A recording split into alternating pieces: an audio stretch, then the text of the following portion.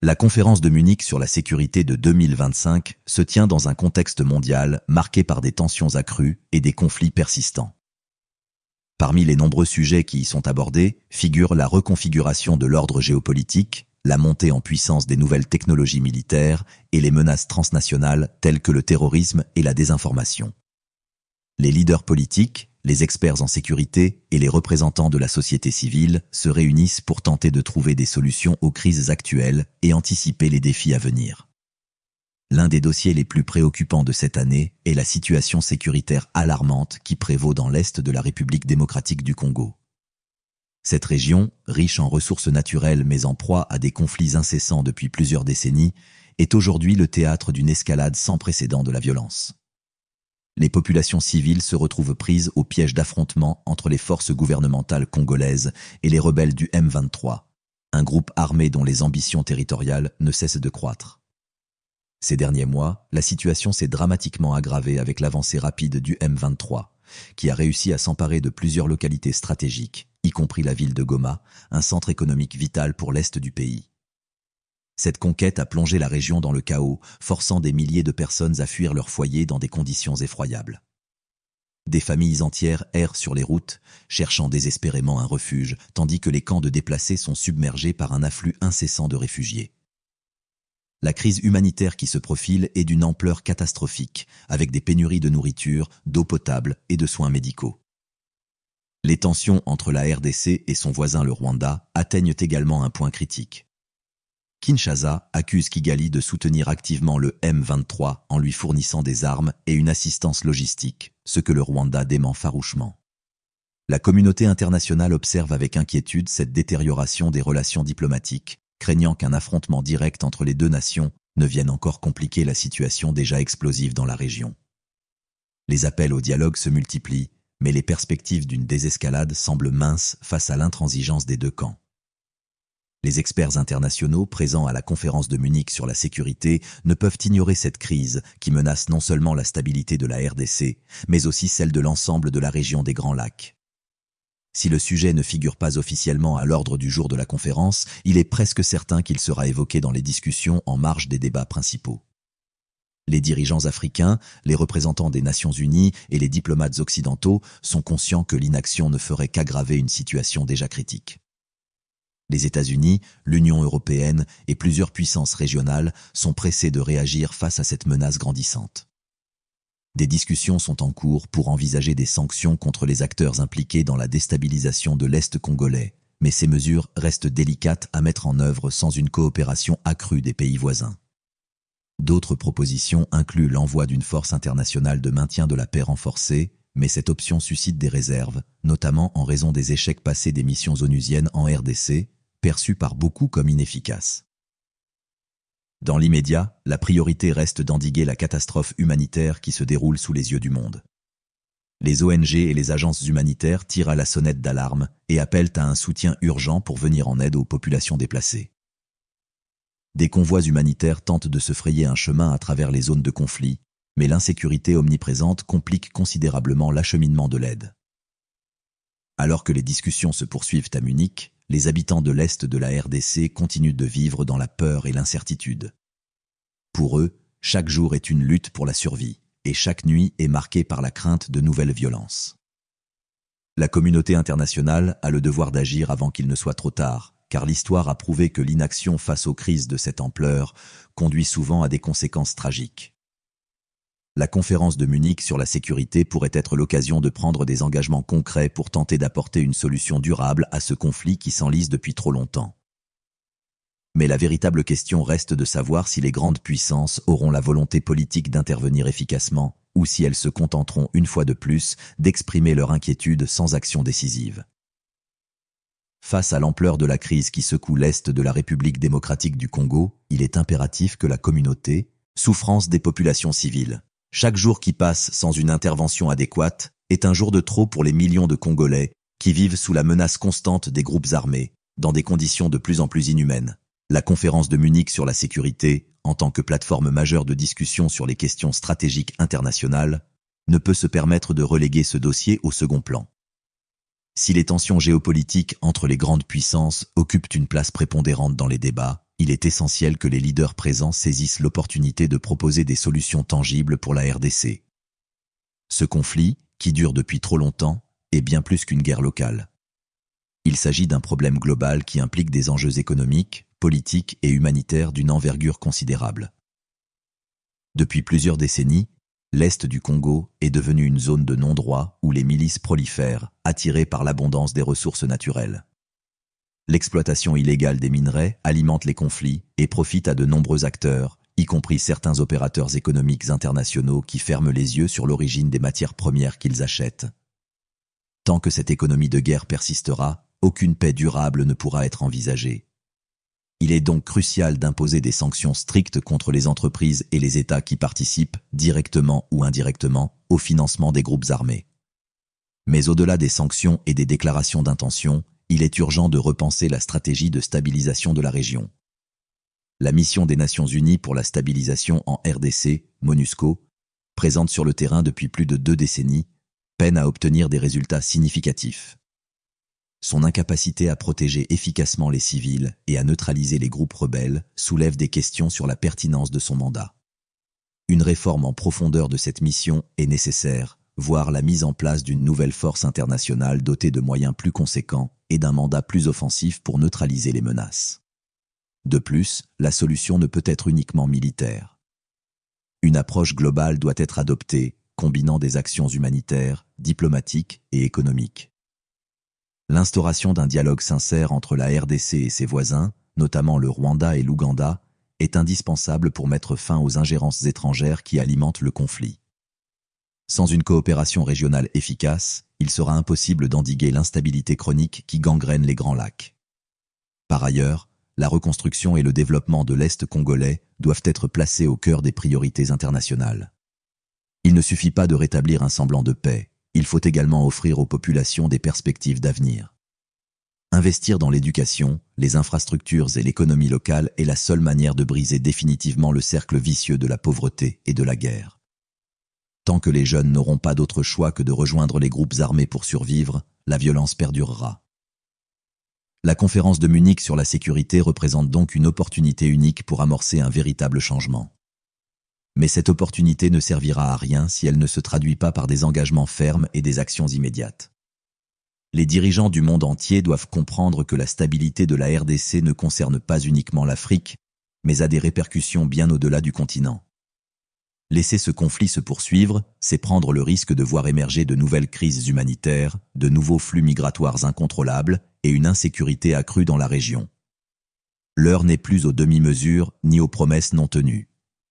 Il est temps d'agir avec détermination et responsabilité pour que l'aide de la RDC cesse d'être un champ de bataille oublié et devienne enfin une terre de paix et de prospérité. Ce n'est qu'en unissant les efforts, en dépassant les intérêts particuliers et en mettant l'humain au centre des décisions que nous pourrons espérer un avenir meilleur pour cette région meurtrie. Face à l'ampleur de la crise qui secoue l'Est de la République démocratique du Congo, il est impératif que la communauté internationale dépasse les discours de circonstance et prenne des mesures concrètes pour mettre fin à ce cycle infernal de violence. L'histoire récente de cette région démontre que l'inaction et l'indifférence des puissances mondiales ne font qu'exacerber les souffrances des populations civiles. Chaque jour qui passe sans une intervention adéquate est un jour de trop pour les millions de Congolais qui vivent sous la menace constante des groupes armés dans des conditions de plus en plus inhumaines. La conférence de Munich sur la sécurité, en tant que plateforme majeure de discussion sur les questions stratégiques internationales, ne peut se permettre de souffrance des populations civiles. Chaque jour qui passe sans une intervention adéquate est un jour de trop pour les millions de Congolais qui vivent sous la menace constante des groupes armés, dans des conditions de plus en plus inhumaines. La conférence de Munich sur la sécurité, en tant que plateforme majeure de discussion sur les questions stratégiques internationales, ne peut se permettre de reléguer ce dossier au second plan. Si les tensions géopolitiques entre les grandes puissances occupent une place prépondérante dans les débats, il est essentiel que les leaders présents saisissent l'opportunité de proposer des solutions tangibles pour la RDC. Ce conflit, qui dure depuis trop longtemps, est bien plus qu'une guerre locale. Il s'agit d'un problème global qui implique des enjeux économiques, politiques et humanitaires d'une envergure considérable. Depuis plusieurs décennies, l'Est du Congo est devenu une zone de non-droit où les milices prolifèrent, attirées par l'abondance des ressources naturelles. L'exploitation illégale des minerais alimente les conflits et profite à de nombreux acteurs, y compris certains opérateurs économiques internationaux qui ferment les yeux sur l'origine des matières premières qu'ils achètent. Tant que cette économie de guerre persistera, aucune paix durable ne pourra être envisagée. Il est donc crucial d'imposer des sanctions strictes contre les entreprises et les États qui participent, directement ou indirectement, au financement des groupes armés. Mais au-delà des sanctions et des déclarations d'intention, il est urgent de repenser la stratégie de stabilisation de la région. La mission des Nations Unies pour la stabilisation en RDC, MONUSCO, présente sur le terrain depuis plus de 2 décennies, peine à obtenir des résultats significatifs. Son incapacité à protéger efficacement les civils et à neutraliser les groupes rebelles soulève des questions sur la pertinence de son mandat. Une réforme en profondeur de cette mission est nécessaire, voire la mise en place d'une nouvelle force internationale dotée de moyens plus conséquents et d'un mandat plus offensif pour neutraliser les menaces. De plus, la solution ne peut être uniquement militaire. Une approche globale doit être adoptée, combinant des actions humanitaires, diplomatiques et économiques. L'instauration d'un dialogue sincère entre la RDC et ses voisins, notamment le Rwanda et l'Ouganda, est indispensable pour mettre fin aux ingérences étrangères qui alimentent le conflit. Sans une coopération régionale efficace, il sera impossible d'endiguer l'instabilité chronique qui gangrène les Grands Lacs. Par ailleurs, la reconstruction et le développement de l'Est congolais doivent être placés au cœur des priorités internationales. Il ne suffit pas de rétablir un semblant de paix. Il faut également offrir aux populations des perspectives d'avenir. Investir dans l'éducation, les infrastructures et l'économie locale est la seule manière de briser définitivement le cercle vicieux de la pauvreté et de la guerre. Tant que les jeunes n'auront pas d'autre choix que de rejoindre les groupes armés pour survivre, la violence perdurera. La conférence de Munich sur la sécurité représente donc une opportunité unique pour amorcer un véritable changement. Mais cette opportunité ne servira à rien si elle ne se traduit pas par des engagements fermes et des actions immédiates. Les dirigeants du monde entier doivent comprendre que la stabilité de la RDC ne concerne pas uniquement l'Afrique, mais a des répercussions bien au-delà du continent. Laisser ce conflit se poursuivre, c'est prendre le risque de voir émerger de nouvelles crises humanitaires, de nouveaux flux migratoires incontrôlables et une insécurité accrue dans la région. L'heure n'est plus aux demi-mesures ni aux promesses non tenues. Il est temps d'agir avec détermination et responsabilité pour que l'aide de la RDC cesse d'être un champ de bataille oublié et devienne enfin une terre de paix et de prospérité. Ce n'est qu'en unissant les efforts, en dépassant les intérêts particuliers et en mettant l'humain au centre des décisions que nous pourrons espérer un avenir meilleur pour cette région meurtrie. Face à l'ampleur de la crise qui secoue l'Est de la République démocratique du Congo, il est impératif que la communauté internationale dépasse les discours de circonstance et prenne des mesures concrètes pour mettre fin à ce cycle infernal de violence. L'histoire récente de cette région démontre que l'inaction et l'indifférence des puissances mondiales ne font qu'exacerber les souffrances des populations civiles. Chaque jour qui passe sans une intervention adéquate est un jour de trop pour les millions de Congolais qui vivent sous la menace constante des groupes armés dans des conditions de plus en plus inhumaines. La conférence de Munich sur la sécurité, en tant que plateforme majeure de discussion sur les questions stratégiques internationales, ne peut se permettre de Munich sur la sécurité, en tant que plateforme majeure de discussion sur les questions stratégiques internationales, ne peut se permettre de reléguer ce dossier au second plan. Si les tensions géopolitiques entre les grandes puissances occupent une place prépondérante dans les débats, il est essentiel que les leaders présents saisissent l'opportunité de proposer des solutions tangibles pour la RDC. Ce conflit, qui dure depuis trop longtemps, est bien plus qu'une guerre locale. Il s'agit d'un problème global qui implique des enjeux économiques, politiques et humanitaires d'une envergure considérable. Depuis plusieurs décennies, l'Est du Congo est devenu une zone de non-droit où les milices prolifèrent, attirées par l'abondance des ressources naturelles. L'exploitation illégale des minerais alimente les conflits et profite à de nombreux acteurs, y compris certains opérateurs économiques internationaux qui ferment les yeux sur l'origine des matières premières qu'ils achètent. Tant que cette économie de guerre persistera, aucune paix durable ne pourra être envisagée. Il est donc crucial d'imposer des sanctions strictes contre les entreprises et les États qui participent, directement ou indirectement, au financement des groupes armés. Mais au-delà des sanctions et des déclarations d'intention, il est urgent de repenser la stratégie de stabilisation de la région. La mission des Nations Unies pour la stabilisation en RDC, MONUSCO, présente sur le terrain depuis plus de 2 décennies, peine à obtenir des résultats significatifs. Son incapacité à protéger efficacement les civils et à neutraliser les groupes rebelles soulève des questions sur la pertinence de son mandat. Une réforme en profondeur de cette mission est nécessaire, voire la mise en place d'une nouvelle force internationale dotée de moyens plus conséquents et d'un mandat plus offensif pour neutraliser les menaces. De plus, la solution ne peut être uniquement militaire. Une approche globale doit être adoptée, combinant des actions humanitaires, diplomatiques et économiques. L'instauration d'un dialogue sincère entre la RDC et ses voisins, notamment le Rwanda et l'Ouganda, est indispensable pour mettre fin aux ingérences étrangères qui alimentent le conflit. Sans une coopération régionale efficace, il sera impossible d'endiguer l'instabilité chronique qui gangrène les Grands Lacs. Par ailleurs, la reconstruction et le développement de l'Est congolais doivent être placés au cœur des priorités internationales. Il ne suffit pas de rétablir un semblant de paix, il faut également offrir aux populations des perspectives d'avenir. Investir dans l'éducation, les infrastructures et l'économie locale est la seule manière de briser définitivement le cercle vicieux de la pauvreté et de la guerre. Tant que les jeunes n'auront pas d'autre choix que de rejoindre les groupes armés pour survivre, la violence perdurera.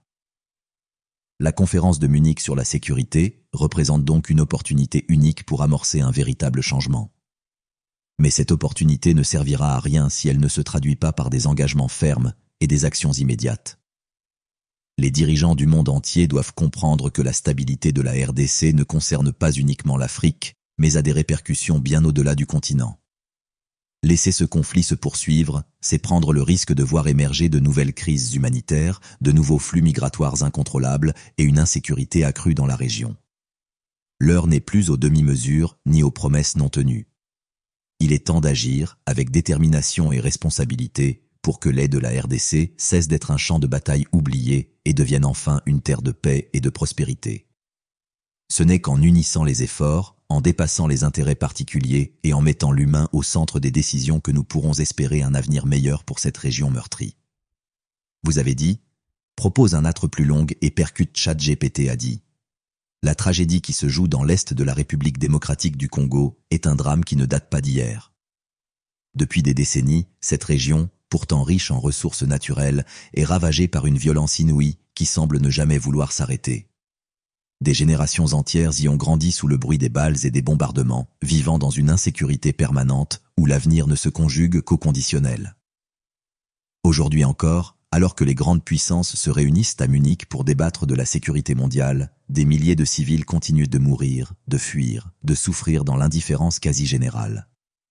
Il ne s'agit pourtant pas d'un simple conflit régional, ni d'un problème lointain qui n'aurait aucun impact sur le reste du monde. Ce qui se passe en RDC est un révélateur des échecs de la gouvernance internationale, une démonstration flagrante de l'impuissance ou du manque de volonté des instances censées, extrait des zones de conflit en obligeant les entreprises à garantir que leur chaîne d'approvisionnement ne participe pas à l'exploitation du chaos congolais. Cela nécessite un engagement ferme des États occidentaux, mais aussi une pression accrue de la société civile et des consommateurs. Tant que les multinationales n'auront pas à rendre des comptes, elles continueront à alimenter, volontairement ou non, l'instabilité de la région. Cependant, les sanctions et les mesures économiques ne suffiront pas. Il est également indispensable de renforcer les mécanismes de paix et de stabilisation en RDC. La MONUSCO, présente depuis plus de 20 ans, a prouvé ses limites. Son mandat doit être réévalué et, si nécessaire, remplacé par une mission plus robuste, dotée de moyens militaires et diplomatiques réels pour imposer un cessez-le-feu durable. Mais la paix ne peut pas être importée de l'extérieur. Elle doit être construite avec les acteurs locaux, en intégrant les communautés, en réformant les institutions congolaises pour leur donner les moyens d'assurer elles-mêmes la sécurité de leur territoire. Le rôle des pays voisins, notamment le Rwanda et l'Ouganda, ne peut pas non plus être éludé. Il est temps de mettre fin aux interventions clandestines, au soutien dissimulé aux groupes rebelles, aux guerres par procuration qui maintiennent la RDC dans un état de guerre permanent. Une médiation internationale forte est nécessaire pour instaurer un dialogue sincère entre les parties prenantes. Sans cela, toute tentative de stabilisation restera un mirage. Mais au-delà des aspects géopolitiques et militaires, la véritable clé d'un changement durable réside dans le développement. Tant que la population de l'Est du Congo sera maintenue dans la misère, tant que les jeunes n'auront pour seule perspective que de rejoindre un groupe armé ou de travailler dans des conditions proches de l'esclavage dans les mines, Tant que les infrastructures resteront en ruine et que l'éducation sera un luxe inaccessible, la violence continuera de prospérer.